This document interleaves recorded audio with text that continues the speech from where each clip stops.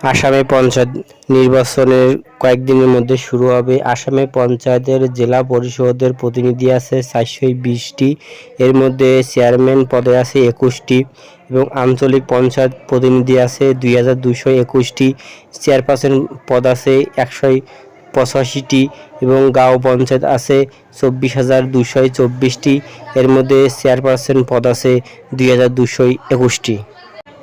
চ্যানেলটি সাবস্ক্রাইব এবং লাইক করে রাখবেন। 2025 সালে যে নির্বাচন হবে কোন দল কতটি আসন পেতে পারে সে সম্পর্কে আলোচনা করা হলো।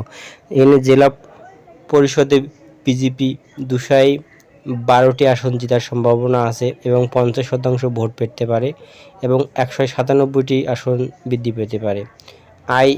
আইএনসি অর্থাৎ কংগ্রেস 147টি আসন জয়লাভ করতে পারে এবং 35% ভোট পেতে পারে এবং কংগ্রেসের 126টি আসন মাইনাস হতে পারে।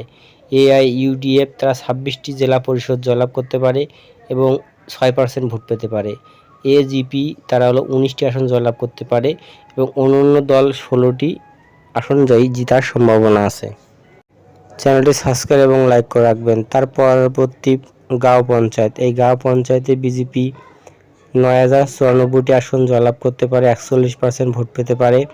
কংগ্রেস হলো 7,292টি আসন পেতে পারে, 33% ভোট পেতে পারে।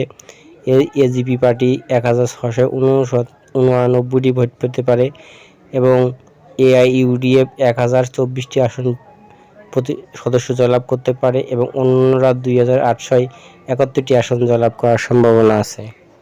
চ্যানেলটি সাবস্ক্রাইব এবং লাইক করে রাখবেন। আঞ্চলিক পঞ্চায়েতে এখানে বিজেপি 1,025টি আসন জয়লাভ করতে পারে এবং 46% ভোট পেতে পারে। কংগ্রেস এখানে 771টি আসন জয়লাভ করতে পারে পঞ্চায়েত সদস্য হিসেবে, 35% ভোট পেতে পারে। এআইইউডিএফ 139টি, 6% ভোট পেতে পারে। এজিপি পার্টি 118টি, 5% ভোট পেতে পারে। অন্যরা 144টি আঞ্চলিক 50 সদস্য জয়লাভ করার সম্ভাবনা আছে। চ্যানেলটি সাবস্ক্রাইব এবং লাইক করে রাখবেন। সমগ্র ফলাফল অনুযায়ী বিজেপি টোটাল 11,325টি আসন জয়লাভ করতে পারে, 42% ভোট পেতে পারে।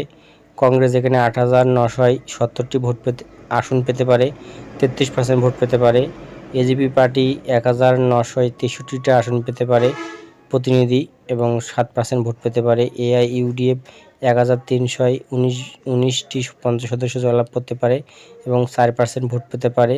অন্য দল এখানে 3,260টি আসন জয়লাভ করতে পারে এবং 11% ভোট পেতে পারে। অর্থাৎ 2025 সালে কয়েকদিন পরে যে পঞ্চায়েত নির্বাচন খুব হাড্ডাহাড্ডি লড়াই হতে চলেছে।